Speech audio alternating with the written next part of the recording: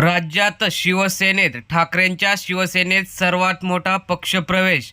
भाजप आणि शिंदे यांचं प्राबल्य असलेल्या या बालेकिल्ल्यात सुद्धा आता ठाकरेंच्या पक्षात मोठं इनकमिंग सुरू झालेलं आहे.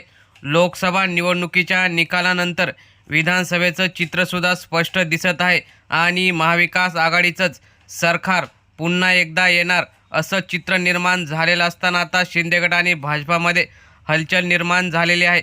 अनेक आमदार खासदार अस्वस्थ दिसत आहेत. त्यातच आता ठाकरेंच्या पक्षात या नेत्याने प्रवेश केल्याने आता त्या जिल्ह्यात ठाकरेंचा पक्ष मजबूत होणार अशी चिन्ह आहेत. नेमकं झाले काय ते सविस्तर बघूया.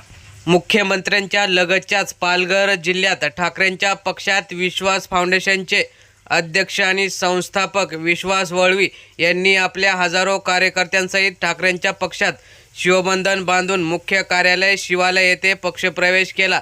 त्यांच्यासोबत हजारो कार्यकर्त्यांनी सुद्धा शिवबंधन बांधून पक्षात ते आले. यावेळी महाराष्ट्राचे विरोधी पक्षनेते अंबादास दानवे, शिवसेना पक्षप्रमुख उद्धव ठाकरे, अरविंद सावंत असे सगळे नेते उपस्थित होते.